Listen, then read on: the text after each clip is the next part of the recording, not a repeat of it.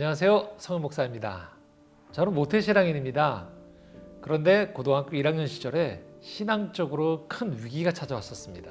다름 아니라 제 눈에 비친 신앙을 가진 어른들의 모습이 너무 실망스럽기 때문입니다. 하나님이 살아계시다면 정말 이럴 수 있을까 믿는다고는 하지만 실제 그 삶의 모습에서 제가 생각하는 이 믿음의 열매 또는 믿음의 어떤 생동감들이 잘 보이지 않는다는 생각 때문에 고민의 시간이 꽤 길어졌습니다. 그러다가 어느 날 기독교 서점에서 한 선교단체가 발행한 쪽지를 읽다가 거기서 믿음대로 살려고 몸부림치는 크리스찬들을 만나게 되었습니다. 그러면서 이런 생각이 들었습니다. 지금 당장 내 눈에 보이지 않는다고 해도 이 땅 어딘가에서는 믿음대로 살려고 노력하는 사람들이 있구나라는 그런 감동, 깨달음이 왔었어요. 그렇게 믿음의 삶을 살려는 사람들을 찾기 시작했고 정말 많은 크리스찬들을 만나게 되었습니다. 저만 그러진 않았다고 생각하는데요. 오늘날 교회의 위기라는 말이 있는데 그런 이유 중에 하나가 아마도 믿음대로 살려고 노력하는 크리스찬들의 모습이 세상 속에서 잘 보이지 않기 때문이라는 그런 생각이 듭니다. 자, 오늘 소개하는 책은요, 바로 이런 면에서 도움이 되는 책인데요. 바로 이 책입니다. 읽다 행하다라는 책인데요.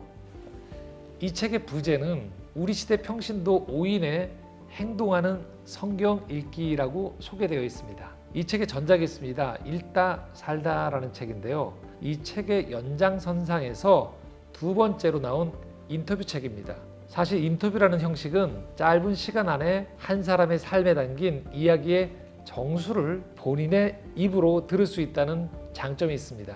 그래서 인터뷰는 누구의 이야기를 어느 시점에서 들을 것인가 라는 점이 대단히 중요합니다. 왜냐하면 인터뷰를 하는 당사자가 자신의 이야기이기 때문에 거기에 과장이나 왜곡이 얼마든지 끼어들 수 있어요. 그리고 때로는 화제가 된 어떤 시점에서 그 사람을 인터뷰했기 때문에 나중에 세월이 흐르고 본인 스스로가 말하기를 왜 내가 저때 저렇게 말했나 모르겠어요 라고 얼굴을 붉히는 경우도 종종 있습니다. 그래서 인터뷰는 양날의 검처럼 무척 조심스러운 면이 많은 형식입니다.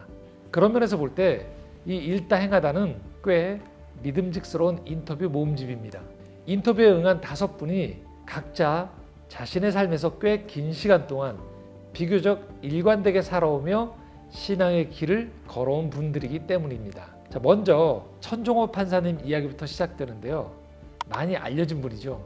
부산지방법원 부장판사로 계신데요. 일명 호통판사로 알려져 있죠. 판사이시니 당연히 정의에 대한 이야기를 빼놓을 수 없습니다. 천판사님은 성경에 나온 정의와 관련해서 미시파트와 체다카가 있다고 하면서 눈에는 눈, 이에는 이처럼 받은 만큼 돌려주는 정의가 미시파트라고 하고 있고요. 또 다른 정의인 체다카는 공동체주의에서 발휘되는 연대성, 그리고 은혜적인 정의가 있다라고 말씀하고 계세요. 법정에서 만난 소년범들에게는 단순한 처벌이 아니라 치유와 회복을 통해서 체다카의 정의가 필요하다라는 거죠. 그래서 굶주림 때문에 돈을 훔친 소녀에게는 자신의 지갑을 건네주고요. 다음에 이 지갑을 생각하라고 했고 17살 미혼모 소녀에게는 직접 아기 옷을 선물하기도 했다고 합니다. 천판사님은 이렇게 개인적인 정의의 실천을 넘어서서 이 문제가 확장됩니다. 이 문제를 사회가 함께 풀어갈 과제로 설정하세요. 청소년 회복센터가 법적으로 제도화할 수 있는 일에 앞장서서 마침내 정부 예산까지 편성된 사례도 들려주십니다. 법정 넘어 사회 속에서 진정한 법의 정신을 구현해 가는 크리스찬의 이 모습이 참으로 인상적입니다. 두 번째는 평생 노숙인 무료 진료를 해온 의사 최영하 선생님이십니다. 의대 졸업하고요.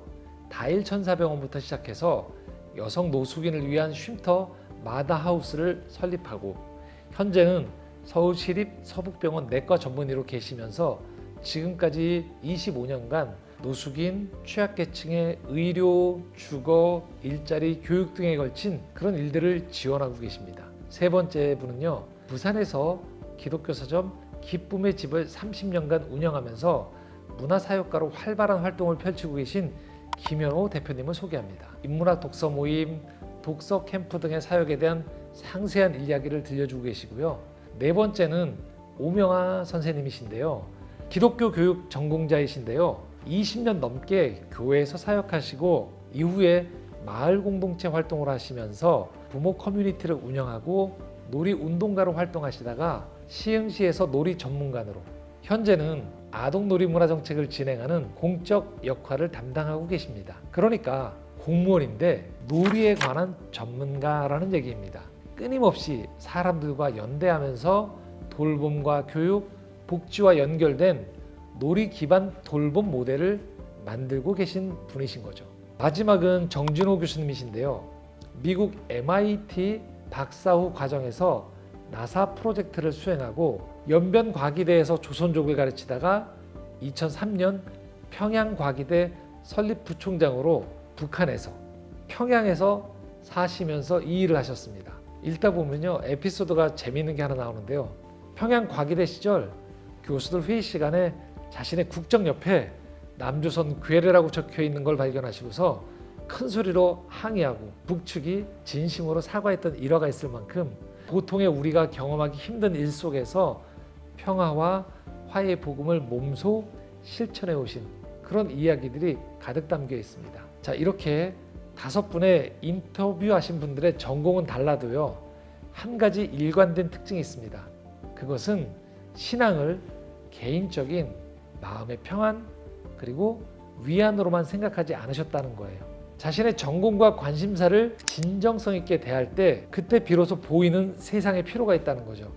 거기에 응답하면서 신앙의 지평이 점점 확장돼서 공공의 영역에서도 의미 있는 결과를 만들어 오셨다라는 거예요.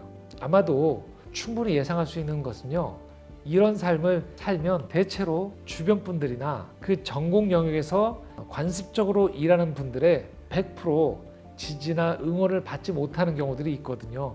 자, 보통의 이 영역에 해당 직업을 가진 분들이 누리는 재정적인 여유나 그 영역의 자리에서 남들이 좀 더 선호하는 지위를 확보하지 못하거나 느리게 갑니다. 그리고 이런 것들을 실현해 나가는 과정에서도 끊임없는 불안, 여러 어려움들이 많이 있으셨을 거예요. 그럼에도 불구하고 지치지 않고 일관되게 이 삶을 살아오셨다라는 거죠. 그런 면에서 볼 때 이 책은 우리가 옳다고 필요하다고 알면서도 선뜻 나서지 못했던 그런 소명의 길, 신앙의 길을 살아가려고 하는 젊은이들에게, 또 지금 삶의 현장에서 그런 갈등을 겪고 있는 분들에게 용기를 낼 수 있게 도와줍니다. 바로 그렇게 걸어간 선배이시거든요. 그런 멘토들의 이야기거든요. 저는 이 책을 읽을 수 있는 범위가 아주 무척 넓다고 생각해요. 기독교 복음을 소개하고 싶은 분들에게도 기독교 복음이 삶에서 어떻게 진정성 있게 발휘되는지를 보여줄 수 있고요. 크리스찬으로서도요, 내가 어떻게 신앙인으로서 세상 속에서 의미 있게 살아가야 될지 고민하는 분들에게도 이 책의 내용은 참 위로가 되기도 하고 다른 길잡이가 될 수 있는 것 같아요. 그래서 어느 분에게 추천해드려도 참 좋은 책일 거다라는 생각이 듭니다. 끝으로 정진호 교수님께서 정의 내리신 글을 인용하면서 맺을까 합니다. 교수님께서요, 신앙을 삶으로 살아낸 복음이라고 하셨어요. 말로 전하는 신앙도 중요하지만 복음은 삶에서 증명되어야 한다고 믿기 때문이라고 하셨어요. 저는 이 말에 전적으로 동의합니다. 우리의 신앙은 내면에서, 생각에서 머무는 것이 아니고 우리의 삶에서 드러나고 열매 맺고 증명되어야 하는 것이라고 생각해요. 이 책을 통해서 그런 삶을 꿈꾸는 우리가 되면 어떨까 싶습니다. 감사드리고요. 다음 시간 또 좋은 책 준비해서 여러분과 함께 나누도록 하겠습니다. 좋아요, 구독, 또 그리고 보시면서 질문, 댓글 남겨주시면 함께 소통하면서 아웃플런서 만들어 가도록 하겠습니다. 오늘도 감사합니다.